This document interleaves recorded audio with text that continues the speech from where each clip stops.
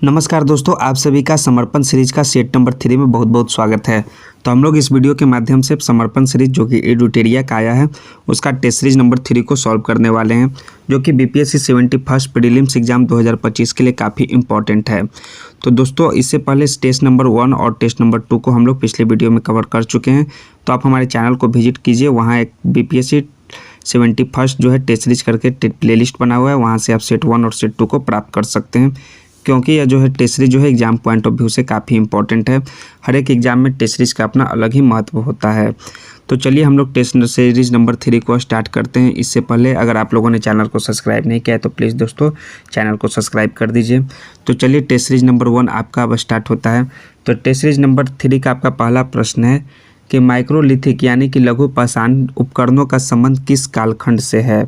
तो इसका जो संबंध है माइक्रोलिथिक, जिसे हम लोग हिंदी में जो है लघु पाषाण कहते हैं, उसका उपकरण का संबंध किस काल से है।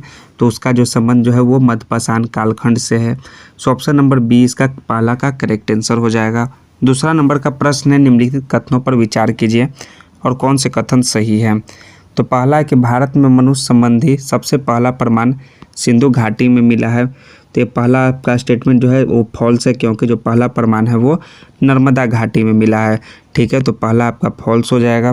दूसरा है कि आधि एशियातिक काल का तात्पर्य उस कालखंड से है जब मनुष्य को लिखने पढ़ने का कोई ज्ञान नहीं था।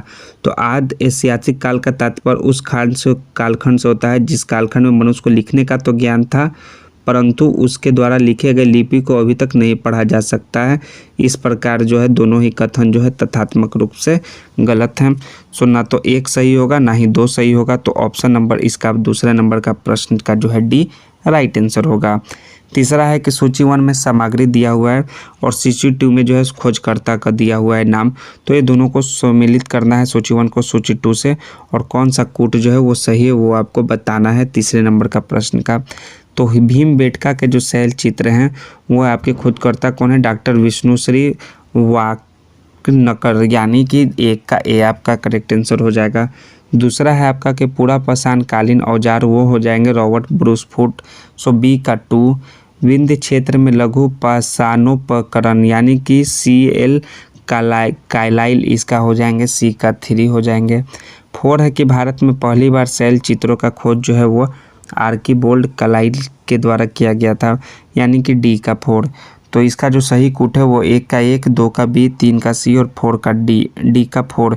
जिस प्रकार से दिया हुआ है यह इसका तीसरा नंबर का ए इसका करेक्ट आंसर हो जाएगा। चौथा है कि भारत में चावल के प्राचीनतम साक्ष्य कहाँ से प्राप्त हुए हैं। तो भारत में जो चावल के प्राचीनतम साक्ष्य हैं वो जो लगभग 7000 ईसा पूर्व में मेहरगढ़ वर्तमान में पाकिस्तान से प्राप्त हुए, लेकिन चावल के प्राचीनतम साक्ष्य लगभग 6000 ईसा पूर्व के आसपास वर्तमान उत्तर प्रदेश के इलाहाबाद प्रयागराज जिले के जो है कोलडीहवा नामक स्थान से प्राप्त हुए हैं।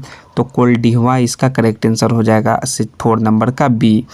पांचवा है कि निम्नलिखित सिंधु घाटी सभ्यता के स्थलों पर विचार कीजिए और उपरोक्त में से स्थल जो है सिंधु घाटी सभ्यता के बंदरगाह थे।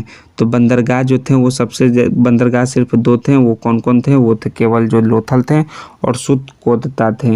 ये दो जो है आपके लोथल और शुद्ध कोदता सिंधु सभ्यता के बंदरगाह के रूप में चिन्हित किया गया है। तो केवल 1 और 4 ऑप्शन नंबर सी इसका राइट आंसर हो जाएगा 5वां नंबर का प्रश्न का। 6ठा नंबर का प्रश्न है कि रिक्त स्थान की पूर्ति जो है विकल्प में दिए गए उचित शब्द के आधार पर कीजिए। तो सिंधु सभ्यता का खोज सन 1921 ईस्वी में किनके द्वारा, तो राय बहादुर साहनी के द्वारा खोज किया गया था। तो राय बहादुर साहनी यानी कि आपका जो है करेक्ट आंसर हो जाएगा Rai Bahadur Dayaram Sahni, option number A 6 number के प्रश्न का। नेक्स्ट 7वां नंबर का प्रश्न देखिए क्या है कि सिंधु घाटी सभ्यता का भारत में स्थित वह कौन सा स्थल है जिसे यूनेस्को ने विश्व विरासत स्थल के सूची में शामिल किया है। तो उस स्थल का नाम है धौलावीरा, जो भारत में सिंधु घाटी सभ्यता का पहला साइट है जिसे यूनेस्को ने अपनी 2021 में विश्व विरासत स्थल की सूची में शामिल किया है। तो डी इसका धौलावीरा राइट आंसर हो जाएगा 7 नंबर के प्रश्न का। दूसरा है कि सैंधव सभ्यता के स्थल और दूसरे तरफ अवस्थिति को दिया हुआ है, तो उसको सही सुमेलित करना है। तो पहला है ये आपका लोथल। तो लोथल जो हो जाएगा उसका हो जाएगा आपका गुजरात का अहमदाबाद जिला में स्थित है। तो आपका 1 का 3 हो जाएगा। दूसरा है आपका कि चुंदुड़ो। चुंदुड़ो जो है आपका वह सिंध प्रांत पाकिस्तान का नवाबशाह ज़िला है, यानी कि बी का 1 हो जाएगा। मोहनजोदड़ो जो है सिंध प्रांत यानी पाकिस्तान का लड़काना ज़िला में स्थित है, यानी कि सी का 4। और लास्ट कालीबंगन गुजरात का हनुमानगढ़ किला ज़िला, यानी कि डी का 2 इसका हो जाएगा। तो 3142, तो 3142 जो है आपका ऑप्शन नंबर बी में दिया हुआ है। तो ऑप्शन नंबर बी इसका करेक्ट आंसर हो जाएगा आपके 8वां नंबर का प्रश्न का। 9वां है कि कथन और रीजन से संबंधित प्रश्न है। तो कथन ए दिया हुआ है आपका कि सिंधु सभ्यता के लोग संभवतः धान यानी कि चावल की खेती से परिचित हैं। तो यहाँ पर तो ये आपका सही है, संभवतः धान या चावल की खेती से परिचित हैं। तो कारण है कि इस सप्ताह के सभी स्थलों से चावल के साक्ष्य प्राप्त हुए हैं। तो कारण जो है आपका गलत है दोस्तों, जो सभी स्थलों से जो है साक्ष्य प्राप्त नहीं हुए हैं। तो ऑप्शन नंबर इसका जो है आपका जो है करेक्ट आंसर हो जाएगा, वो होगा क्या, सी होगा। ये तो सही है पर जो है आपका रीजन एसर्शन सही है पर रीजन गलत है, यानी कि 9 नंबर का सी इसका करेक्ट आंसर है।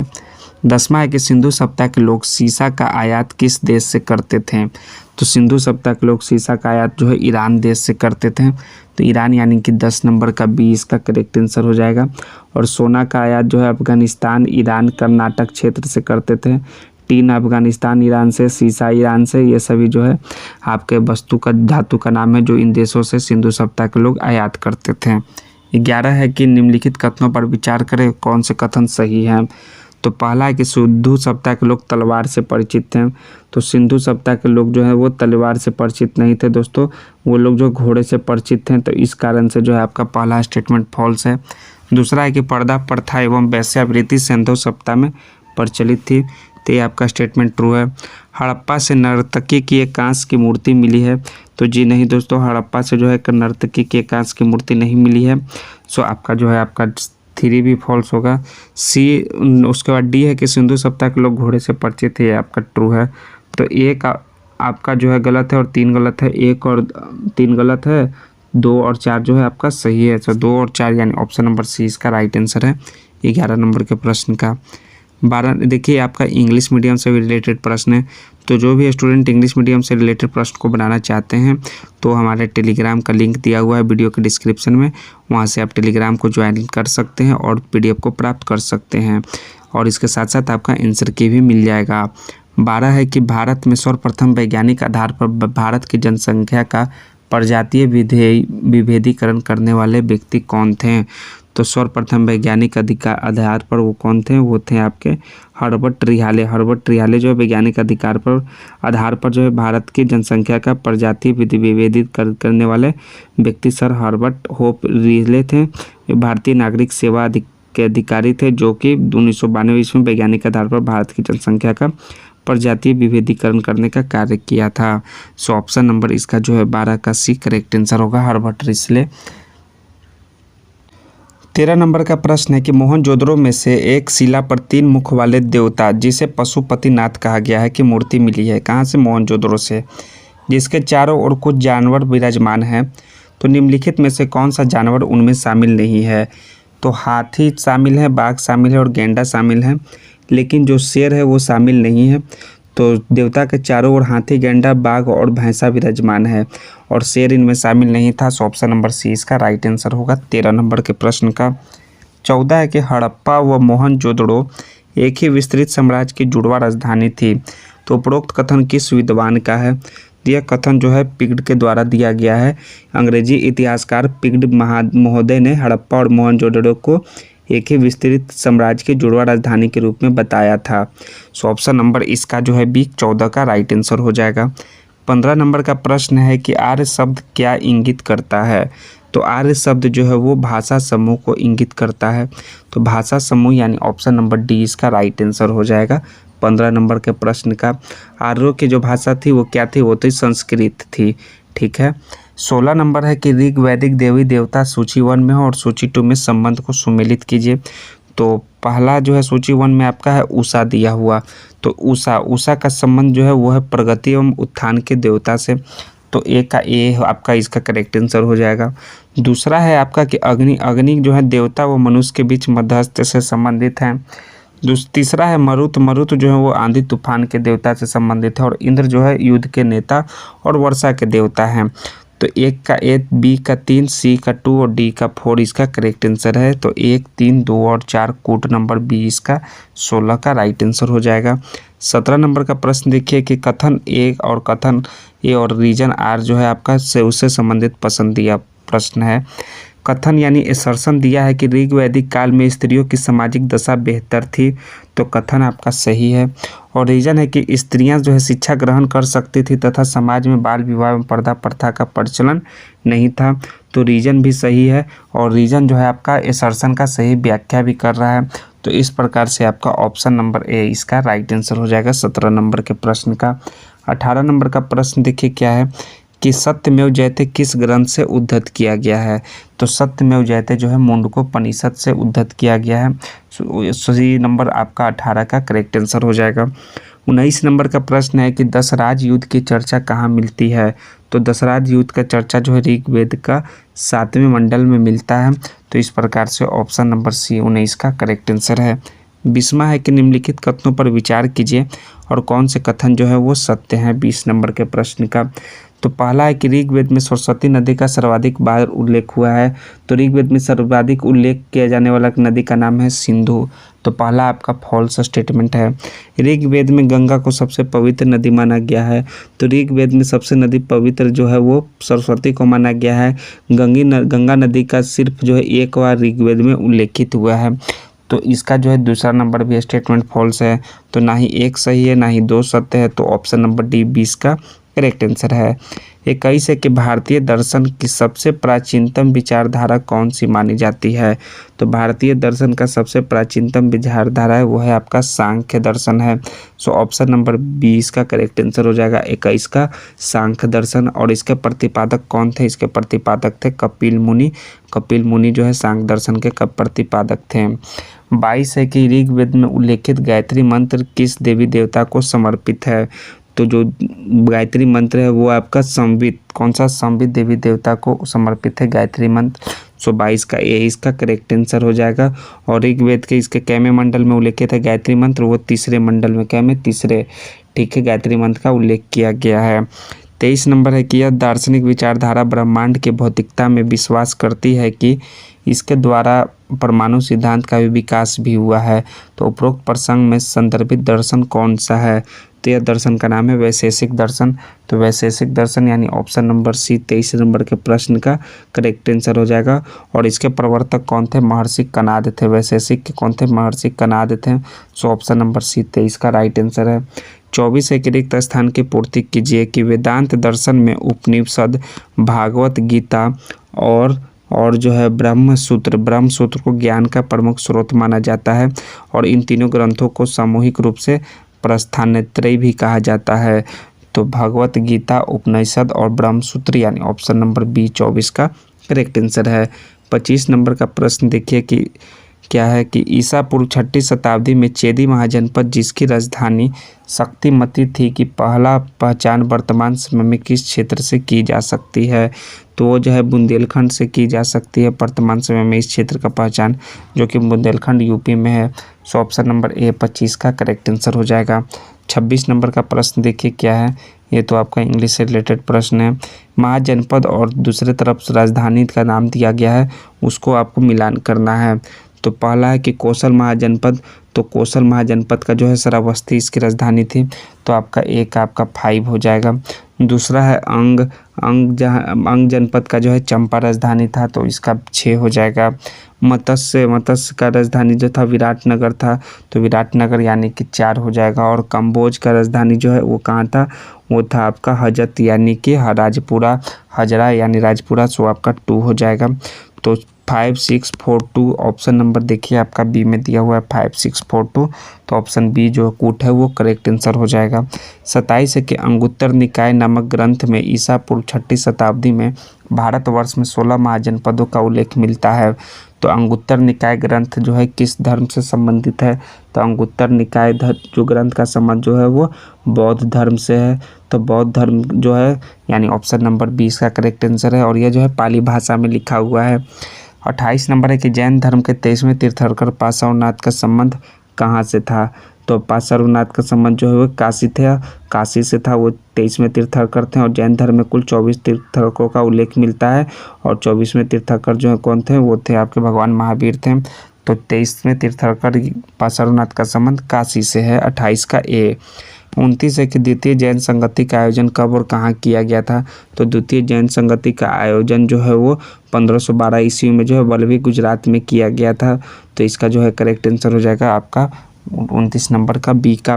और पहला जैन संगति जो है वो 300 ईसा पूर्व में हुआ था स्थूलभद्र के अध्यक्षता में पाटलिपुत्र में। कहाँ, पाटलिपुत्र में पहला जो है जैन संगति का आयोजन हुआ था। और द्वितीय जैन संगति का आयोजन वल्लभी गुजरात में हुआ था, जो कि क्षमा श्रवण की अध्यक्षता में हुआ था। तो इस प्रकार से 512 ईस्वी वल्लभी गुजरात इसका करेक्ट आंसर हो जाएगा बी। 30 नंबर का प्रश्न है कि निम्नलिखित कथनों पर विचार कीजिए और कौन से कुल कितने कथन सही हैं 30 नंबर के प्रश्न में। तो जो है आपके जैन धर्म के ईश्वर की मान्यता नहीं है, तो ये आपका जो है कथन जो है आपका सही है। जैन धर्म में आत्मा की मान्यता भी नहीं है, तो इसमें मान्यता है, तो ये कथन सही नहीं है।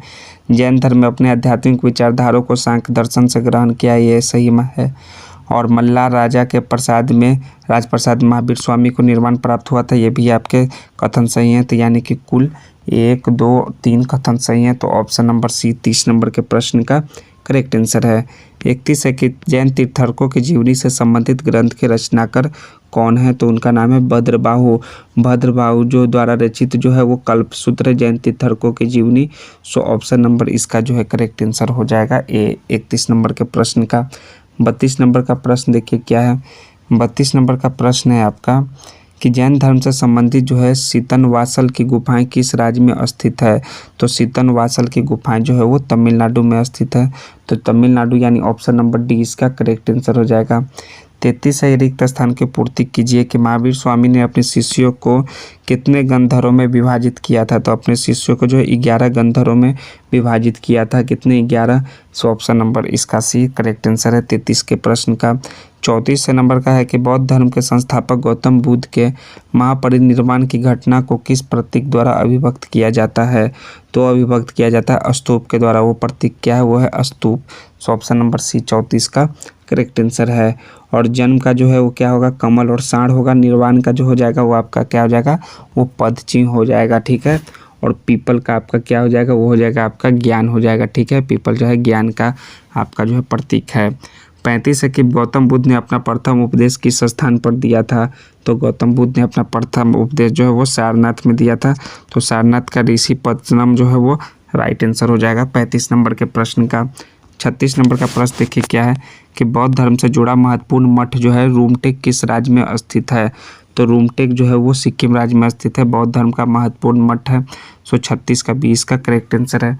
37 है कि सूची 1 में बौद्ध मठ दिया है, दूसरे तरफ में अवस्थिति को दिया हुआ है, तो उसको सही आपको मिलाना है, सही कूट का चयन करना है। तो बोधिमंडा मठ 37 नंबर का प्रश्न है। तो बोधिमंडा मठ जो है वो बिहार में है, तो आपका 1 का ये सही है। तवांग मठ कहाँ है, वो अरुणाचल प्रदेश में है, वो आपका बी का 2 सही मिलान है।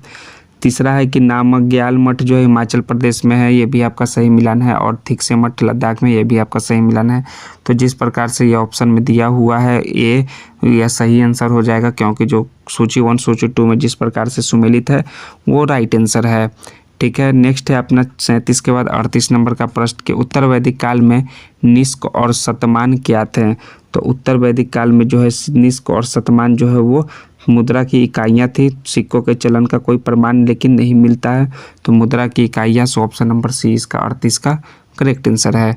39 नंबर का प्रश्न देखिए क्या है कि निम्नलिखित कथनों पर विचार करें और उपरोक्त में से कौन से कथन सही है। तो पहला है कि अनीश्वरवाद के संबंध में बौद्ध एवं जैन धर्म में समानता है, तो ये आपका स्टेटमेंट ट्रू है। पाली त्रिपिटक ग्रंथों को पहली शताब्दी ईसा पूर्व में श्रीलंका के शासक वत्कामिनी की देखरेख में पहली बार लिपिबद्ध किया गया था, तो ये भी आपका कथन सही है। तो 1 और 2 39 का दोनों सही हो जाएगा, option number C correct answer हो जाएगा। 40 नंबर का प्रश्न है कि शैव मत का सबसे पुराना संप्रदाय किसे माना जाता है। तो शैव मत का सबसे पुराना जो संप्रदाय है वो पाशुपत को माना जाता है। तो 40 नंबर का सी इसका करेक्ट आंसर हो जाएगा। 41 है कि शैव धर्म से संबंधित किस ग्रंथ को 5वां वेद के नाम से जाना जाता है। तो 5वां वेद है वो है आपका तिरुतुंदर पुराणम क्या है? तिरुतुंदर पुराणम को जो है पांचवा वेद के नाम से जाना जाता है। शैव धर्म से संबंधित ग्रंथ है। रिक्त स्थान को पूर्ति करें कि शताब्दी में जो है मत्स्येंद्र नाथ ने नाथ संप्रदाय की स्थापना की थी। तो कैवीं शताब्दी में किया था स्थापना? वो किया था आपका दोस्तों 10वीं शताब्दी में। तो 10वीं यानी ऑप्शन नंबर डी इसका करेक्ट आंसर हो जाएगा। 43 है आचार और दूसरी तरफ है सूची 2 में मत्स्य, उसको सुमेलित करना है 43 नंबर के प्रश्न का। तो 43 के आपका पहला है आपका कि आनंद तीर्थ। तो आनंद तीर्थ जो है वो आपका द्वैत का है, तो यानी कि एक अर्थित आनंद तीर्थ जो है वो किसका है? आनंद तीर्थ वो है आपका शुद्धैत का है। किसका है? शुद्धैत का। तो इसका जो है आपका करेक्ट आंसर हो जाएगा आपका एक का ए। ठीक है। दूसरा है आपका क्या है आपका कि वल्लभाचार का जो है आपका वो द्वैत हो जाएगा। तीसरा जो है आपका रामानुज का क्या हो जाएगा? रामानुज का आपका हो जाएगा विशिष्टोद्वैत। और लास्ट जो आपका बचा वो निर्वाक का क्या हो जाएगा? निर्वाक का आपका हो जाएगा वो द्वैताद्वैत। तो इस प्रकार से आपका जो है सही मिलान जो है आपका 1, 3, 4 और 2 सही कूट है। सो ऑप्शन नंबर बी इसका 43 का करेक्ट आंसर है। 44 नंबर का है कि वैष्णव धर्म के प्रवर्तक कृष्ण का सर्वप्रथम उल्लेख कहाँ मिलता है? तो इसका उल्लेख जो है वो आपको छंदोग्य उपनिषद में मिलता है। सो 44 का ये इसका राइट आंसर हो जाएगा। 45 नंबर का प्रश्न देखिए क्या है कि निम्नलिखित कथनों पर विचार करें और उपरोक्त में से कितने कथन सही हैं। तो 45 नंबर का प्रश्न है कि रुद्र संप्रदाय शुद्धैत मत का पालन करता है जिसके आचार्य वल्लभाचार्य थे। तो आपका कथन एक जो है वो आपका सही है। ठीक है। दूसरा है कि अंकोर वाट मंदिर का जो है कहाँ स्थित है? वो म्यांमार में स्थित है, तो कंबोडिया में स्थित है। तो ये आपका फॉल्स है। तो राम भक्त संप्रदाय के संस्थापक जो है रामदास थे, तो राम भक्त संप्रदाय के जो है रामानंद थे। तो ये भी आपका गलत है। ब्रह्मसूत्र नामक पुस्तक रामानुज द्वारा लिखा गया है जिसका संबंध श्री वैष्णव संप्रदाय से था। तो ये आपका स्टेटमेंट ट्रू है। तो आपका 1 और 2 1 और जो है आपका 4 जो है सही है। तो 1 और 4 सही है। तो ऑप्शन नंबर बी इसका करेक्ट आंसर है। 2 कथन कुल सही हैं, 1 और 4 सही हैं। ठीक है। नेक्स्ट देखिए क्या है 46 नंबर निम्नलिखित कथनों पर विचार करें, उपरोक्त में से कौन सा कथन सही है। तो 46 नंबर का प्रश्न है कि सिकंदर जो है प्लेटो का शिष्य था, तो सिकंदर जो है अरस्तु का शिष्य था। तो पहला स्टेटमेंट फॉल्स है। सिकंदर तथा पंजाब के शासक पोरस के बीच युद्ध जो है चिनाब नदी के तट पर लड़ा गया था, जिसे जो है हाइडिया स्पीच का युद्ध कहा गया है। तो यह चिनाब नदी के तट पर नहीं है, झेलम नदी के तट पर लड़ा गया था। तो इस प्रकार से पहला के बाद दूसरा भी स्टेटमेंट फॉल्स है। तो ना तो 1 सही है ना ही 2 सही है। सो ऑप्शन नंबर डी इसका करेक्ट आंसर हो जाएगा। सिकंदर की सेना ने किस नदी को पार करने से इनकार कर दिया था जिसके कारण सिकंदर को अपने भारत अभियान के बीच ही छोड़कर वापस लौटना पड़ा? तो कौन सा नदी को? वो है झेलम नदी को पार करने से इनकार कर दिया था। सो ऑप्शन नंबर बी 47 का करेक्ट आंसर हो जाएगा। सॉरी दोस्तों, ये जो झेलम नदी को तट पे लड़ा गया था, लेकिन जो है उन्होंने ब्यास नदी को पार करने से इनकार कर दिया था। तो ब्यास नदी इसका जो है करेक्ट आंसर हो जाएगा आपका ऑप्शन नंबर ए 47 का ए। सिकंदर की सेना जो ब्यास नदी जो प्राचीन नाम इसका जो है बिपाशा है, इसको जो है पार करने से इनकार कर दिया था। तो इस प्रकार से 47 का ए इसका करेक्ट आंसर है। और जो है झेलम की नदी पर जो है ये युद्ध हाइडियास्पिसिस का युद्ध लड़ा गया था। ठीक है। 48 है कि अशोक के निम्नलिखित प्रमुख शिलालेखों में से किसमें धन्य नीति की व्याख्या का उल्लेख है? तो धन्य नीति की व्याख्या का उल्लेख जो है प्रमुख शिलालेख आपका 11 है जिसमें। सो ऑप्शन नंबर इसका सी करेक्ट आंसर हो जाएगा 48 का। 49 नंबर है कि संस्कृत नाटक मुद्र राक्षस के लेखक कौन है? तो मुद्र राक्षस के लेखक जो है वो विशाख दत्त हैं। तो विशाख दत्त ऑप्शन नंबर 20 का राइट आंसर हो जाएगा। 50वां नंबर का प्रश्न है कि सूची 1 को सूची 2 से मिलान करना है। समाहर्ता, तो समाहर्ता जो हो जाएंगे वो राजस्व संग्रह करता हो जाएंगे, यानी कि 1 का 3 आपका राइट आंसर हो जाएगा। दूसरा है राष्ट्रपाल जो है किसी प्रांत के वायसराय। गोपा जो हो गया वो आपके खातों के लिए जिम्मेदार। और युक्ता जो हो गया अधीनस्थ राजस्व अधिकारी, यानी कि 4, 3 और 1 और 2। तो 4, 3, 1 और 2 ऑप्शन नंबर ए में दिया है। तो ऑप्शन ए ही इसका राइट आंसर हो जाएगा इस प्रश्न का। नेक्स्ट नंबर का प्रश्न है आपका 51 नंबर का प्रश्न है कि अशोक के शिलालेखों से संबंधित निम्नलिखित युग्मों पर विचार कीजिए। एक तरफ है नाम और दूसरी तरफ है शिलालेख। तो अशोक भाबरू जो है वो शिलालेख जो है 35 का जो है 51 नंबर का जो है आपका जो है केवल जो है आपका बी सही होगा। पियादस्सी राजा जो कि बराबर गोवा शिलालेख से संबंधित है, तो केवल 2 आपका सही है, पहला जो है आपका गलत है। तो इसका जो है राइट आंसर हो जाएगा 51 का बी इसका करेक्ट आंसर है। 52 है कि ताम्रलिप्ति बंदरगाह निम्नलिखित में से किस क्षेत्र में स्थित है। तो ताम्रलिप्ति बंदरगाह जो है वो बंगाल क्षेत्र में अवस्थित है, तो बंगाल यानी ऑप्शन नंबर डी इसका राइट आंसर है 52 का। 53 नंबर का प्रश्न क्या है कि अजातशत्रु निम्नलिखित में से किस राजवंश से संबंधित हैं। तो अजातशत्रु का जो संबंध है वो है हर्यक वंश से संबंध था, तो हर्यक यानी ऑप्शन नंबर सी 53 का राइट आंसर है। 54 है कि मौर्य वंश के बाद किस वंश ने मगध पर शासन किया। तो मौर्य वंश के बाद जो है मगध पे शासन शुंग वंश ने किया, तो शुंग ऑप्शन नंबर 20 का 54 का करेक्ट आंसर हो जाएगा। 55 नंबर का प्रश्न है कि मध्यमा प्रतिपदा की अवधारणा किस दर्शन से है। तो मध्यमा जो है प्रतिपदा की अवधारणा जो है बौद्ध दर्शन से है, तो बौद्ध दर्शन यानी ऑप्शन नंबर सी इसका राइट आंसर है 55 का। 56 है कि बौद्ध धर्म परिषद के बारे में निम्नलिखित कथनों पर विचार कीजिए और गलत कथन को चुने। तो गलत कथन कौन सा है, तो वह है आपका कि प्रथम बौद्ध संगीति जो है मोगाली पुत्र तीस ने किया, यह सही, ये आपका गलत है। और तृतीय बौद्ध संगीति महाकाश ये भी आपका गलत है, तो ना तो एक सही ना ही 2 सही है, तो 56 का डी इसका करेक्ट आंसर हो जाएगा। 56 का जो है 56 का जो है सी, ठीक है। तो गलत एक और कथन जो दोनों जो है आपका गलत कथन है, तो 56 का सी इसका राइट आंसर है। 57 है कि बौद्ध ग्रंथ जो है मिलिंद पन्हो और मूलतः किस भाषा में लिखा गया था। तो मिलिंद पन्हो जो है किस भाषा में लिखा गया था, तो वो लिखा गया था आपका पाली भाषा में, तो ऑप्शन नंबर इसका जो है बी इसका करेक्ट आंसर हो जाएगा 57 का बी। 58 है कि निम्नलिखित में से किस ग्रंथ में पुष्पमित्र शुंग और बौद्ध भिक्षुओं के बीच संघर्ष का उल्लेख मिलता है। तो उल्लेख मिलता है दोस्तों 58 का जो है वो दिव्य वादान में, किसमें दिव्य वादान में उल्लेख मिलता है, सो 58 का सी इसका करेक्ट आंसर है। 59 नंबर है कि कण्व वंश का संस्थापक कौन था। तो कण्व वंश का संस्थापक जो है वासुदेव था, सो आपका 59 का जो है आपका बी करेक्ट आंसर हो जाएगा। कौन सा वासुदेव कण्व। 60 नंबर है आपका प्रश्न कि रुद्रदामन प्रथम के जूनागढ़ शिलालेख में निम्नलिखित में से किस मौर्य राजा का उल्लेख मिलता है। तो वह चंद्रगुप्त मौर्य के उल्लेख मिलता है, किस राजा का, चंद्रगुप्त मौर्य का, सो ऑप्शन सी इसका राइट आंसर है। 61 है कि शासक के शासनकाल में सेंट थॉमस ईसाई धर्म का प्रचार करने भारत आए थे। तो भारत आए थे किस शासन के शासनकाल में, वो था पार्थियन के शासनकाल में, सो ऑप्शन बी इसका राइट आंसर है आपका 91 का। 92 नंबर का प्रश्न देखिए क्या है, 61 के बाद 62 नंबर का प्रश्न देखिए क्या है। 62 के कुषाण शासक के बारे में निम्नलिखित में से कौन सा कथन सही है। तो कुषाण शासक के बारे में जो कथन सही है वो है कि कुषाण की राजधानी जो है वो पाटलिपुत्रा थी, यह स्टेटमेंट आपका ट्रू है, तो आपका 62 का डी इसका राइट आंसर हो जाएगा।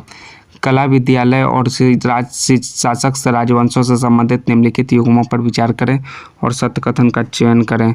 तो ना ही आपका पहला स्टेटमेंट ट्रू है कि कल अमरावती कला विद्यालय जो है शक कुषाण वंश से संबंधित है, और दूसरा मथुरा कला विद्यालय सातवाहन वंश से संबंधित है। ये दोनों जो है आपका न तो एक सही है ना ही 2 सही है, सो ऑप्शन नंबर डी इसका करेक्ट आंसर हो जाएगा 63 नंबर के प्रश्न का। 64 है कि निम्नलिखित में से कौन से चीनी यात्री हर्षवर्धन के शासनकाल के दौरान भारत आया था। तो चीनी यात्री का नाम क्या है, वो उसका नाम है ह्वेनसांग, सो ऑप्शन नंबर इसका सी राइट आंसर हो जाएगा 64 का। 65 है कि प्रसिद्ध संस्कृत जीवनी हर्षचरित के लेखक कौन थे। तो हर्षचरित के जो लेखक हैं वो बाणभट्ट थे, सो ऑप्शन नंबर इसका भी राइट आंसर हो जाएगा 65 का। 66 है निम्नलिखित युग्मों पर विचार करें, मौर्यकालीन प्रशासनिक इकाई दूसरे तरफ प्रमुख है। तो पहले 66 का जो है आपका करेक्ट आंसर जो होगा वो होगा आपका केवल 2 जो है आपका वो सही सुमेलित है, केवल 2 भी कौन सही सुमेलित है दोस्तों, चाक प्रांत जो है राष्ट्रपति कुमार से संबंधित है, आपका सही है। और दूसरा जो है आपका आहार जिला जो है प्रादेशिक से संबंधित है, और तीसरा जो है संग्रह जो है गाँव का 10 गाँव का समूह गोपा, और जो है आपका ग्राम पंचायत यानी कि ग्रामिका। तो चक्र और ग्रामिका जो है आपका सही सुमेलित है, तो 2 इसका राइट जो है आंसर हो जाएगा केवल 2, सो ऑप्शन नंबर 20 66 का। 67 है कि मगध क्षेत्र लौह भंडारों में सबसे अधिक समृद्ध था, किसानों को बढ़ावा देने और विशाल सोना को भोजन उपलब्ध कराने के लिए घने जंगलों को साफ करने हेतु लोहे के औजारों का इस्तेमाल हथियार के रूप में किया जाता था। और कथन है कि लोहे युग में अपनी भौगोलिक स्थिति के कारण मध्य सबसे शक्तिशाली राज्य के रूप में उभरा है। तो 67 का जो राइट आंसर हो जाएगा वो हो जाएगा आपका क्या होगा, कथन। और रीजन तो सही है, लेकिन कथन जो है रीजन का व्याख्या करता है, तो ये इसका राइट आंसर है 67 का। 68 नंबर का प्रश्न देखो क्या है, कि गुप्त काल के संदर्भ में निम्नलिखित में से कौन सा कथन सही है। तो गुप्त काल के से जो रिलेटेड है वो कौन सा स्टेटमेंट सही है, वो है आपका केवल 2 और 3 की सती प्रथा का पहला उदाहरण गुप्त काल में 1510 ईस्वी में मिलता है। भानुगुप्त के एरन शिलालेख में और गुप्त काल में कृषि योग्य भूमि को क्षेत्र भूमि कहा जाता था। तो केवल आपका जो है 2 और 3 इसका राइट आंसर है 68 नंबर के प्रश्न का। 69 नंबर का प्रश्न है कि निम्नलिखित आयोगों पर विचार करें और कौन सा युग में सही नहीं है। तो जो है 69 का जो है आपका पहला युग जो है अनेकवाद के सिद्धांत, जिसे जो है शैववाद भी कहते हैं, इसके अर्थात अनेकता या बहुपद का सिद्धांत जैन धर्म से संबंधित है। तो आपका जो है वो नहीं आपका एक सही है, नहीं आपका एक सही है। तो आपका जो है 2 और 3 जो है आपका वो सही होगा, ठीक है। तो 2 और 3 यानी कि ऑप्शन नंबर इसका जो है आपका 69 नंबर का प्रश्न का देखिए क्या है, केवल एक सही होगा। क्या होगा, केवल एक जो है अनेकवाद के बौद्ध धर्म से संबंधित है। तो 59 का ए इसका राइट आंसर हो जाएगा 69 नंबर के प्रश्न का ए, ठीक है। 70 के निम्नलिखित में से कौन सा स्थल जो है सिंधु सभ्यता का सबसे बड़ा भारतीय स्थल है। तो सिंधु सभ्यता का जो सबसे बड़ा स्थल है वो है आपका राखीगढ़ी। सो ऑप्शन बी इसका राइट आंसर हो जाएगा। नेक्स्ट है 70 के बाद 71 नंबर का प्रश्न देखिए।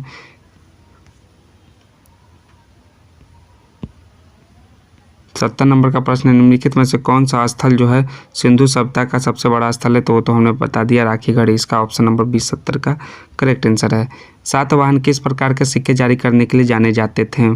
तो सातवाहन जो है किस प्रकार के सिक्के जारी करने के लिए जाने जाते थे, वे जाने जाते थे सीसा और तांबे के सिक्के जारी करने के लिए। तो 71 का सी इसका करेक्ट आंसर है, सीसा और तांबा। निम्नलिखित गुप्त शासकों को कालानुक्रम में रूप में व्यवस्थित कीजिए। तो गुप्त का शासक को कालानुक्रम में व्यवस्थित करना है तो पहले आपका समुद्रगुप्त हो जाएगा, उसके बाद जो है आपका रामगुप्त हो जाएगा, ठीक है। पहला नंबर पर समुद्रगुप्त, दूसरा नंबर पर रामगुप्त, तीसरा नंबर पर आपका चंद्रगुप्त, चौथा कुमारगुप्त, यानी कि 3 4 1 और 3 3 4 1 और 2 इसका जो है राइट आंसर हो जाएगा। 3 4 4 3 2 1 4 3 2 1 इसका जो है राइट आंसर है। तो 4 3 2 1 तो ऑप्शन नंबर इसका जो है करेक्ट आंसर हो जाएगा कौन सा, 4 3 2 1। तो 72 का आपका जो है आपका डी करेक्ट आंसर हो जाएगा, 4 3 2 1 1 2, ठीक। नेक्स्ट है 73 नंबर का प्रश्न कि निम्नलिखित प्रकार के सिक्के जारी किए गए। तो गजरोही प्रकार, खड़गधारी प्रकार, खगनिहता प्रकार, कार्तिकेय प्रकार, अप्रतिघत मुद्रा प्रकार आदि हैं वो किसके हैं, वो है आपका वो है कुमारगुप्त के हैं। तो ऑप्शन नंबर 20 का राइट आंसर हो जाएगा 73 का। 74 है क्योंकि पहाड़पुर शिलालेख किस गुप्त शासक का है। तो पहाड़पुर शिलालेख जो है वो बुधगुप्त के शासक काल का है। तो आपका जो है 74 नंबर के प्रश्न का 20 का करेक्ट आंसर हो जाएगा। 75 नंबर है कि गुप्त शासन के दौरान विनय स्थिति स्थापक एक महत्वपूर्ण अधिकारी था। तो उसका मुख्य कार्य क्या था। तो विनय स्थिति स्थापक का महत्वपूर्ण जो कार्य था, अधिकारी था, उसका जो मुख्य कार्य था वो था धार्मिक मामलों का मुख्य अधिकारी था। कौन था, विनय स्थिति स्थापक। सो ऑप्शन नंबर सी 75 का करेक्ट आंसर हो जाएगा। 76 नंबर का प्रश्न है कि गुप्त काल के दौरान प्रयुक्त शब्द भुक्ति का अर्थ है। तो भुक्ति जो होता है एक प्रशासनिक इकाई होता है भुक्ति। सो ऑप्शन नंबर सी इसका राइट आंसर हो जाएगा, भुक्ति का अर्थ है प्रशासनिक इकाई।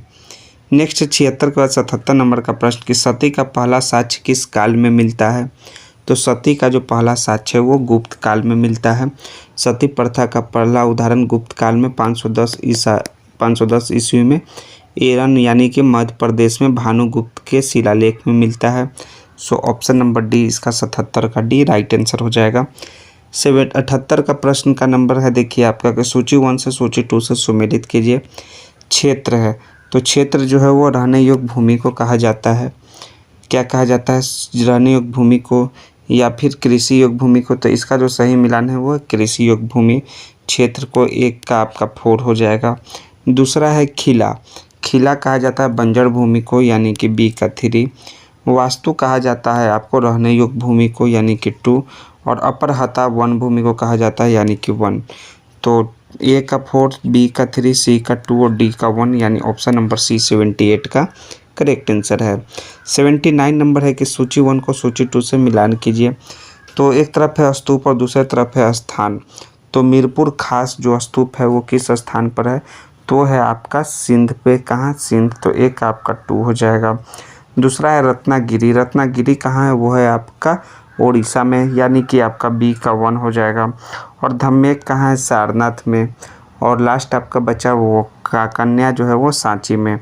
तो ए का 2, बी का 1, सी का 4 और डी का 3, यानी ऑप्शन नंबर ए 79 का करेक्ट आंसर है। 80 नंबर का प्रश्न है कि निम्नलिखित में से कितने संरचनात्मक मंदिर गुप्त काल के हैं। तो संरचनात्मक मंदिर गुप्त काल के इनमें से कौन कौन से हैं, वो हैं केवल 3 हैं। केवल 3 में वो भी कौन कौन है, पहला जो है आपका दशावतार मंदिर देवगढ़ का जो है, दूसरा है आपका कंकाली मंदिर तिगावा, और तीसरा जो है आपका वराह मंदिर जो है गुप्त काल का। ठीक है, तो ये 3 जो मंदिर हैं वो सिर्फ जो है संरचनात्मक मंदिर गुप्त काल के हैं। तो अब केवल 3, ऑप्शन नंबर सी इसका राइट आंसर हो जाएगा 80 नंबर के प्रश्न का। 81 नंबर का प्रश्न है आपका कि निम्नलिखित में से कौन सी गुफा मौर्य शासक दशरथ के संरक्षण में बनाई गई थी। तो गुफा का नाम है नागा अर्जुनी गुफा, ठीक है, जो कि गया में है, उसमें दशरथ के संरक्षण में बनाई गई थी। 81 का सी इसका करेक्ट आंसर हो जाएगा, नागा अर्जुनी। 81 के बाद 82 नंबर का प्रश्न है कि तमिल महाकाव्य शिवगा सिंदामणि यानी कि जीवक चिंतामणि किसने लिखा था। तो शिवगा सिंदामणि के लेखक कौन है, वो हैं आपके तिरुतकरक देवस। कौन है, तिरुतकरक देवस जो हैं, इन्होंने यह तमिल महाकाव्य लिखा। 82 का सी इसका करेक्ट आंसर हो जाएगा। 83 है आपका कि नेदुंजेलियन किस राज का प्रसिद्ध शासक था। तो नेदुंजेलियन जो है वो पांड्य राज का प्रसिद्ध शासक था। तो पांड्य यानी ऑप्शन नंबर सी इसका करेक्ट आंसर हो जाएगा। और 84 है कि पल्लव शासक पुलकेशिन द्वितीय को हराने के बाद वातापी कोंडा यानी वातापी का विजेता की उपाधि किसने धारण की था। तो वातापी कोंडा का उपाधि जो है नरसिंह वर्मन बामला, किसने, नरसिंह वर्मन बामला ने जो है यह उपाधि धारण किया। सो ऑप्शन नंबर डी इसका राइट आंसर हो जाएगा, 84 का डी। 85 नंबर का प्रश्न देखिए कि जयदेव किस वंश के दरबारी कवि थे। तो जयदेव जो है वो सेन वंश के दरबारी कवि थे। तो यहाँ आपका रिक्त स्थान पे सेन आ जाएगा, ऑप्शन नंबर डी। 86 है कि कंबना, कुटुकना और किसे जो है तमिल कविता के 3 रत्न माने जाते हैं। तो और जो है आपका पुगलेंडी, कंबना, कुटुना और पुगलेंडी जो है तमिल कविता के 3 रत्न माने जाते हैं। 86 का डी इसका राइट आंसर है। 87 है निम्नलिखित में से किसने श्री विजय साम्राज्य के खिलाफ सफल सैन्य अभियान का नेतृत्व किया। जो शक्तिशाली समुद्री राज था जिसने मलय प्रायद्वीप, सुमात्रा, जावा और पड़ोसी देशों पर शासन किया था। तो उसका नाम है राजेंद्र प्रथम Chola. So option number C 87 का सी राइट आंसर हो जाएगा। 88 है कि निम्नलिखित साम्राज्यों को कालानुक्रमित क्रम में व्यवस्थित करें और जिन्होंने दक्कन और आसपास के क्षेत्रों पर शासन किया था। तो जिन्होंने दक्कन और उसके आसपास क्षेत्रों पर शासन किया है तो वो पहले हो जाएंगे, आपको कौन से हो जाएंगे, वो हो जाएंगे पहले सातवाहन, उसके बाद वाकाटक, उसके बाद आपके चालुक्य और लास्ट में बचे राष्ट्रकूट। ठीक है, तो आपका सी बी डी और ए जो है आपका सही कालानुक्रम में है। 88 का ए इसका करेक्ट आंसर हो जाएगा। 89 है कि पालो प्रतिहारों और राष्ट्रकूटों के बीच वर्चस्व के लिए त्रिपक्षीय संघर्ष मुख्य रूप से किसके लिए था। तो मुख्य रूप से जो है कन्नौज शहर पर कब्जा करने की इच्छा के लिए था। तो कन्नौज यानी 89 का सी इसका राइट आंसर हो जाएगा। 89 के बाद 90 नंबर का प्रश्न देखिए, निम्नलिखित का मिलान करें। सूची 1 में राज्य और दूसरी सूची 2 में राजधानी है। तो चोल राज्य की जो राजधानी वो कहाँ है, वो है आपका तंजौर। दूसरा चालुक्य का वातापी, पल्लव का कांजी और चेरा का वनाजी, यानी कि ABCD जिस प्रकार से दिया हुआ है आपका उसी प्रकार से राइट आंसर है, ऑप्शन नंबर डी। 91 कि मोहनजोदड़ो एंड इंडस सिविलाइजेशन नामक पुस्तक किसके द्वारा लिखा गया है। तो यह पुस्तक जो है जॉन मार्शल के द्वारा लिखा गया है, Mohenjodaro and Indus civilization. So option number A इसका करेक्ट आंसर हो जाएगा। 92 है प्राचीन नाम और आधुनिक नाम। तो परुस्नी जो है किस नदी का प्राचीन नाम है। तो परुस्नी जो है रावी नदी का प्राचीन नाम है, यानी कि ए का 4 हो जाएगा। दूसरा वितस्ता किस नदी का प्राचीन नाम है। तो झेलम नदी का प्राचीन नाम है, यानी कि आपका बी का 3 हो जाएगा। तीसरा आस्किनी जो है वो चिनाब का और बिपाशा जो है ब्यास का है। तो इसका जो करेक्ट आंसर होगा वो होगा 4, 3, 2 और 1। तो ऑप्शन नंबर डी इसका 92 का करेक्ट आंसर है। 93 है कि गलत मिलान का चयन करें। दर्शन और प्रवर्तक है, सांख्य दर्शन के जो है इसके प्रवर्तक कपिल हैं, ये आपकी सही है। न्याय के गौतम ये भी सही है। पूर्वी मीमांसा के कनाद, तो जी नहीं दोस्तों, पूर्वी मीमांसा का जो है जैमिनी है, तो ये आपका सही मिलान नहीं है। और योग के पतंजलि सही है। कनाद जो है किसके हैं? कनाद जो है वैशेषिक दर्शन के हैं। तो ऑप्शन नंबर सी इसका राइट आंसर है, जो कि 93 नंबर का गलत मिलान है, ऑप्शन सी। वाजपेयी यज्ञ का संबंध है, तो वाजपेयी यज्ञ का संबंध किससे है? वह है राजा द्वारा अपनी शक्ति के प्रदर्शन के लिए रथ दौड़ से है वाजपेयी यज्ञ का संबंध। सो 94 का बी इसका राइट आंसर हो जाएगा। 95 नंबर का प्रश्न है कि निम्नलिखित कथनों में असत्य कथन का चयन करें, यानी कि फॉल्स स्टेटमेंट कौन सा है? कि जो सबसे बृहत्तम पिटक जो है अभिधम पिटक है, यह सबसे फॉल्स स्टेटमेंट है। तो इसका जो है आपका राइट आंसर हो जाएगा ऑप्शन नंबर बी 95 का। 96 नंबर का प्रश्न देखिए क्या है कि दिव्यावदन के अनुसार अशोक को बौद्ध धर्म की दीक्षा ने दी थी। तो अशोक को बौद्ध धर्म की दीक्षा जो है उपगुप्त ने दी थी। सो ऑप्शन नंबर बी इसका करेक्ट आंसर है 96 का। 97 है कि गुप्त काल में कृषि पर कितना कर लगाया जाता था? तो गुप्त काल में कृषि पर जो है 1/6 भाग का कर लगाया जाता था। सो ऑप्शन नंबर सी 97 का करेक्ट आंसर है। 98 है कि निम्नलिखित ग्रंथों में से कौन से कालिदास के द्वारा लिखा गया है? तो कालिदास के द्वारा जो लिखा हुआ ग्रंथ है वो कौन कौन सा है? पहला तो आपका है काव्यज्ञान शकुंतलम है, दूसरा कौन सा है वो है आपका रघुवंशम है, और तीसरा है विक्रमो वर्षियम जो है। ये 3 जो पुस्तकों कालिदास के द्वारा लिखा गया है। तो 3, 4, 5 ऑप्शन नंबर डी इसका राइट आंसर हो जाएगा। 99 के वातापी के चालुक्य वंश के संस्थापक कौन थे? तो उसके संस्थापक जो थे वो थे जयसिंह, वातापी के चालुक्य वंश के संस्थापक।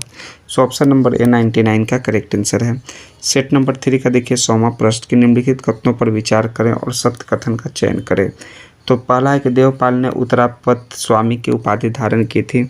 तो देवपाल ने जो उत्तरापद स्वामी की उपाधि धारण नहीं की थी, तो धर्मपाल ने इसके उपाधि धारण किया था। तो ये आपका स्टेटमेंट फॉल्स है। देवपाल ने मुंगेर को अपनी राजधानी बनाया, तो यह स्टेटमेंट ट्रू है। तो केवल 2 आपका सही आंसर है, यानी कि 100 का 20 का करेक्ट आंसर हो जाएगा। 101 नंबर का प्रश्न है कि निम्नलिखित में बिहार के किन स्थानों से नवपाषाण कालिक अवशेष प्राप्त हुए हैं? तो बिहार के किन स्थानों से? तो वो हुए हैं आपके सनवार से, मनेर से, चिरान से और चेचर से। इन चारों जगह से नवपाषाण कालिक अवशेष प्राप्त हुए हैं। सो 101 का डी इसका राइट आंसर है। कथन दिया हुआ है असरसन की वैदिक सभ्यता का विस्तार बिहार के पश्चिमी सीमा तक था। तो कथन तो है आपका जो गलत है आपका, कि वो जो है आपका गलत है, जो है आपका विस्तार जो है बिहार क्षेत्र में नहीं था, ठीक है। और एक वेद में बिहार को किकट शब्द से संबोधित किया गया है। तो ये जो है आपका रीजन जो है आपका सही है, और ए आपका गलत है। तो ए सही है और ए गलत है और आर सही है। तो इस प्रकार से ऑप्शन नंबर सी इसका 102 का सी करेक्ट आंसर हो जाएगा। 103 नंबर का प्रश्न देखिए क्या दिया हुआ है कि मगध एवं अंग महाजनपद का वर्णन सर्वप्रथम में मिलता है। तो सर्वप्रथम किसमें मिलता है? तो वो अथर्ववेद में मिलता है, मगध और अंग महाजनपद का वर्णन। तो 103 का सी करेक्ट आंसर है। 104 है कि 16 महाजनपदों में कितने महाजनपदों का विस्तार बिहार के क्षेत्र में है? तो है 3 महाजनपद, पहला है वज्जी, दूसरा है मगध, तीसरा है अंग। तो इस प्रकार से ऑप्शन नंबर बी 3 इसका राइट आंसर हो जाएगा। मौर्यकालीन प्रशासन में कंटक शोधन क्या था?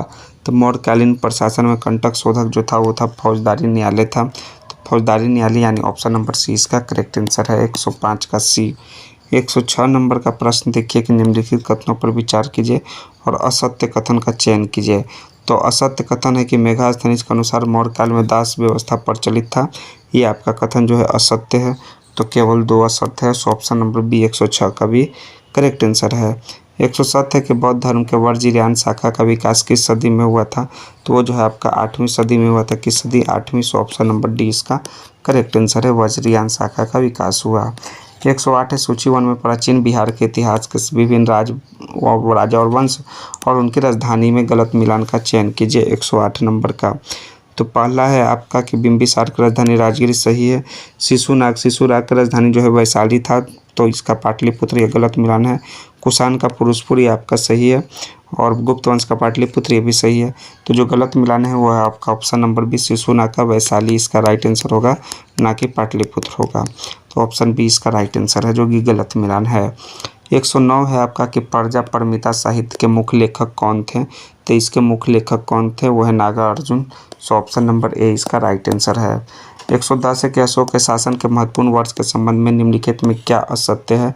यही कि 11वें वर्ष में बौद्ध धर्म गया की यात्रा किया जो है आपका दिया हुआ अशोक के शासनकाल में, यह जो है आपका असत्य, क्योंकि उन्होंने 10वें वर्ष में बोध गया की यात्रा किया था, तो यह असत्य कथन है। 111 नंबर का प्रश्न देखिए क्या है कि पशुधन स्वास्थ्य और रोग नियंत्रण कार्यक्रम के तहत पशु औषधि केंद्रों के संबंध में निम्नलिखित कथनों पर विचार कीजिए और कौन सा स्टेटमेंट 111 का जो है आपका ट्रू है वो बताना है। तो इन केंद्रों को मानव औषधियों के लिए प्रयुक्त सफल प्रधानमंत्री भारतीय जन औषधि परियोजना के मॉडल पर आधारित किया गया, यह स्टेटमेंट ट्रू है। और इस परियोजना के लिए 75 करोड़ का आवंटन किया गया, जिसमें दवा की बिक्री को बढ़ावा देने के लिए अतिरिक्त प्रोत्साहन भी शामिल है। ये दोनों स्टेटमेंट जो है आपका ट्रू है और पहला जो है आपका वो फॉल्स है। तो 2 और 3 111 का आपका केवल 2, 3 यानी ऑप्शन नंबर 20 का राइट आंसर हो जाएगा। 112 का नंबर का प्रश्न देखिए क्या है कि एक से अधिक निर्वाचन क्षेत्रों में चुनाव लड़ने की प्रथा के संबंध में निम्नलिखित में से कौन सा कथन असत्य है। तो वो आपका सत्य कथन है कि संवैधानिक प्रावधान के अनुसार एक से अधिक सीटें जीतने वाले उम्मीदवारों को सभी सीटों से इस्तीफा देना होगा और केवल एक सीट को छोड़कर। तो ये आपका जो है आपका स्टेटमेंट फॉल्स है। सो ऑप्शन नंबर सी इसका राइट आंसर हो जाएगा आपका 112 का। 113 है कि प्रधानमंत्री मातृ वंदन योजना के संबंध में निम्नलिखित कथनों पर विचार करें और कौन से कथन सत्य हैं। 113 का वो बताना है। तो जो ट्रू स्टेटमेंट है वो आपका पहला है कि यह योजना महिला एवं बाल विकास मंत्रालय द्वारा 1 जनवरी 2017 को शुरू किया गया था। तो यह स्टेटमेंट ट्रू है। मातृत्व लाभ एक महिला को उसके पहले 2 जीवित बच्चों के लिए प्रदान किया जाता है, बशर्ते कि दूसरा बच्चा लड़की हो, ये भी सही है। तीसरा है कि गर्भवती महिलाओं और स्तनपान कराने वाली माताओं को पहले बच्चे के लिए 5,000 की राशि 3 किस्तों में दी जाती है, ये भी स्टेटमेंट ट्रू है। और लास्ट है कि दूसरे बच्चों के लिए यदि वो लड़की है तो जन्म के बाद एक किस्त में 6,000 की राशि प्रदान की जाती है, ये भी स्टेटमेंट ट्रू है। तो उपरोक्त में से कौन से कथन सत्य हैं। तो चारों कथन सत्य हैं, 1, 2, 3, 4। तो ऑप्शन नंबर डी इसका 113 का करेक्ट आंसर हो जाएगा। नेक्स्ट है 114 नंबर का प्रश्न कि केसलर सिंड्रोम का संबंध निम्नलिखित में से किससे है। तो केसलर सिंड्रोम का संबंध जो पृथ्वी के निचली कक्षा में अंतरिक्ष मलबे के घनत्व में वृद्धि से जिसे टकराव की संभावना बढ़ जाती है, यह है Kessler syndrome. So option number C 114 number के प्रश्न का करेक्ट आंसर है। 115 है कि सार्वजनिक स्वास्थ्य पहल के तहत हीरोरैट्स का उपयोग किस बीमारी का पता लगाने के लिए किया जा रहा है। तो हीरोरैट्स का उपयोग जो है वो किस बीमारी के लिए, वो क्षय रोग यानी टीबी रोग को पता लगाने के लिए किया जा रहा है। 115 का बी करेक्ट आंसर है। 116 है कि वेलेस रेखा यानी कि वेलेस लाइन क्या है, जैसा कि हाल के अकादमिक अध्ययनों और वितरित चित्रों में पुनः विचार किया गया है। तो यह एक जैव भौगोलिक सीमा जो इंडोनेशियाई द्वीप समूह में वनस्पतियों जीवों के विशिष्ट विकासवादी पदों को चिन्हित करती है, यही है Wallace Line. So option number B 116 का करेक्ट आंसर है। 117 नंबर है कि स्वच्छ भारत मिशन शहरी के तहत भारत के किस शहर में भारत का पहला हरित अपशिष्ट प्रसंस्करण संयंत्र शुरू किया जा रहा है। तो ये शुरू किया जा रहा है इंदौर शहर में। तो ऑप्शन नंबर सी इसका करेक्ट आंसर हो जाएगा। 118 है कि सुप्रीम कोर्ट द्वारा छात्रों को मानसिक स्वास्थ्य संबंधी चिंताओं को दूर करने के लिए गठित राष्ट्रीय टास्क फोर्स की अध्यक्षता कौन करेगा। तो इसकी अध्यक्षता करेंगे न्यायमूर्ति एस रविंद्र भट्ट, यानी ऑप्शन नंबर सी 118 का करेक्ट आंसर है। 119 नंबर का प्रश्न है कि प्रथम सौर्य वेदनाम उत्सव का आयोजन बिहार के किस स्थान पर किया गया और इसका मुख्य उद्देश्य क्या था। तो यह जो है बिहार के मोतिहारी में इसका जो है आयोजन किया गया और इसका मुख्य उद्देश्य भारतीय सशस्त्र बलों की सैन्य क्षमता का प्रदर्शन कर युवाओं को इसमें शामिल करने हेतु प्रेरित करना था। सो 119 का बी इसका करेक्ट आंसर हो जाएगा। 120 नंबर का प्रश्न देखिए क्या है कि अंतर्राष्ट्रीय योग दिवस 2025 का आधिकारिक थीम क्या है। तो अंतर्राष्ट्रीय योग दिवस 2025 का एक आधिकारिक थीम है एक पृथ्वी एक स्वास्थ्य के लिए योग। सो 120 का सी इसका करेक्ट आंसर हो जाएगा। 121 है कि क्रिस्टी कॉर्बेटी यानी जिन्होंने अंतर्राष्ट्रीय ओलंपिक समिति IOC में एक ऐतिहासिक पद प्राप्त किया हुए किस देश की तैराक है। तो वो जिम्बाब्वे देश की तैराक है Kirsty Coventry. So option C 121 number के प्रश्न का करेक्ट आंसर है। 122 नंबर है कि भारत द्वारा हाल ही में यूनेस्को की संभावित सूची में शामिल की गई 6 संपत्तियों में से कौन सा एक नहीं है। तो जो है आपका कोणार्क का सूर्य मंदिर जो है वो 6 संपत्तियों में शामिल नहीं है, बाकी ये सभी जो है 6 संपत्तियों में शामिल है। सो 122 का सी भी इसका करेक्ट आंसर हो जाएगा। नेक्स्ट है 123 नंबर का प्रश्न देखिए कि पहला भारतीय फिल्म महोत्सव किस स्थान पर आयोजित किया गया था। तो ये आयोजित किया गया था दोस्तों सिएटल के अमेरिका में। सो ऑप्शन नंबर सी इसका भी 123 का करेक्ट आंसर है। 124 है कि हाल ही में अरुणाचल प्रदेश के कामेल जिले में मनाए गए न्योकुम यूलो उत्सव, क्या है न्योकुम यूलो उत्सव का मुख्य रूप से किस जनजाति से है संबंध, तो उसका जो है संबंध है वो है आपका न्येसी जनजाति से। तो न्येसी जनजाति यानी ऑप्शन नंबर डी इसका करेक्ट आंसर हो जाएगा 124 नंबर के प्रश्न का। 125 है कि देश में किस राज्य ने गांव के लोगों को त्वरित और पारदर्शी तरीके से न्याय दिलाने के लिए पहली बार ई ग्राम कचहरी प्रणाली को लागू किया है, तो है देश का कौन सा राज्य है, वो है आपका बिहार राज्य है। सो ऑप्शन नंबर सी इसका 125 का करेक्ट आंसर है। 126 है कि बिहार आर्थिक सर्वेक्षण 24-25 के अनुसार वित्तीय वर्ष 23-24 में बिहार का सकल घरेलू उत्पाद यानी जीएसडीपी के वर्तमान मूल्य पर अनुमानित वृद्धि दर क्या थी, तो अनुमानित वृद्धि दर जो थी वो 14.5% था। सो ऑप्शन नंबर सी 126 का करेक्ट आंसर है।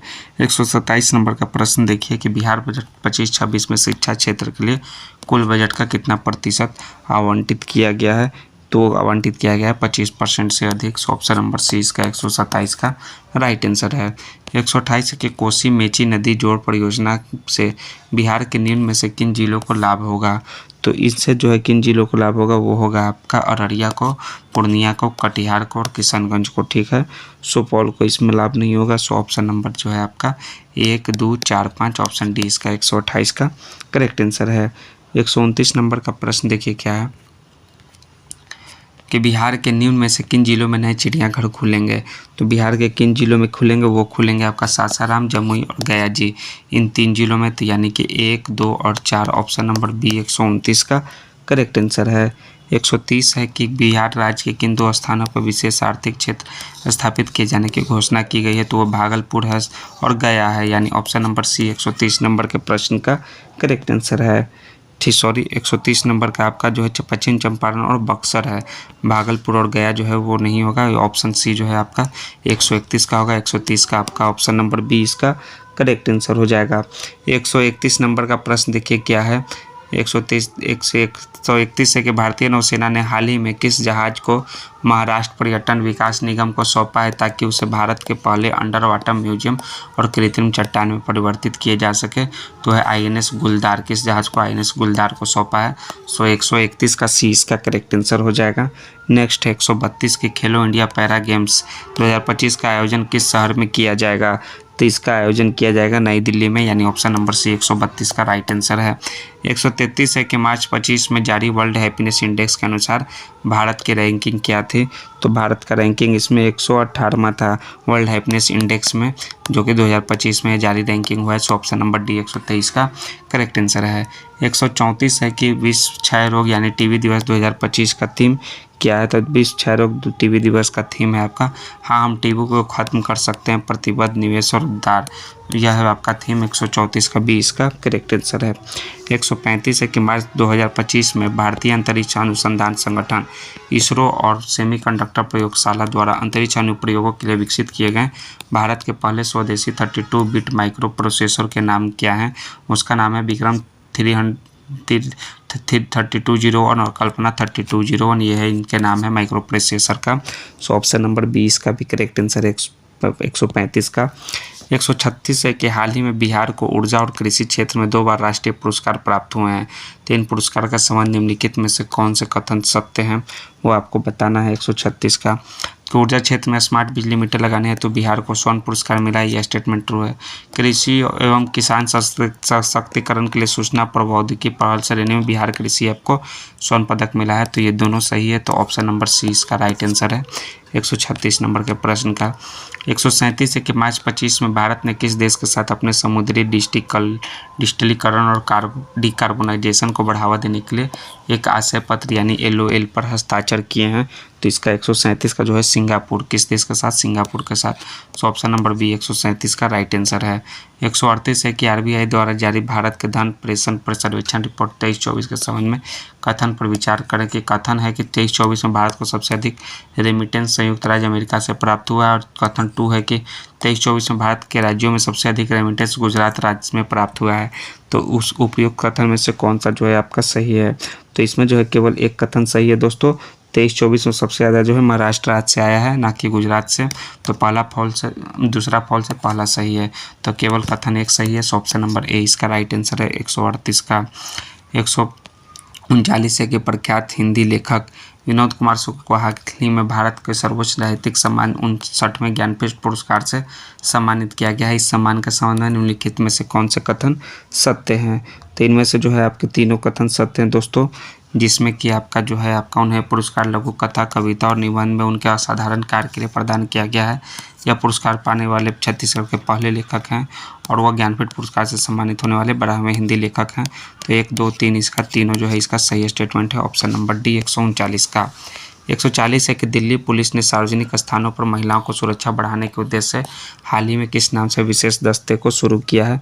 तो उस विशेष दस्ते का नाम है शिष्टाचार दस्ता। 140 का सी इसका करेक्ट आंसर है।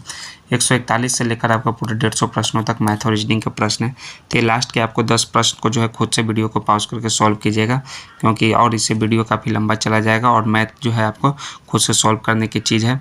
तो मैथ को आप सॉल्व कीजिएगा, तो इसके लिए आपको पीडीएफ की अगर आवश्यकता है तो टेलीग्राम का लिंक जो है वीडियो के डिस्क्रिप्शन में दिया हुआ है, वहाँ से आप सेट नंबर 3 के जो है सारे पीडीएफ को प्राप्त कर सकते हैं प्रश्नों के, और साथ में इसका आंसर भी रहेगा एक्सप्लेनेशन के साथ आंसर, जो कि आपको टेलीग्राम पे अवेलेबल मिल जाएगा। तो हम लोग नेक्स्ट वीडियो में सेट नंबर 4 लेकर मिलते हैं दोस्तों।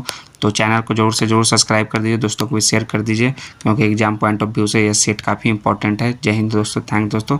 सेट नंबर 4 में मिलिएगा, धन्यवाद।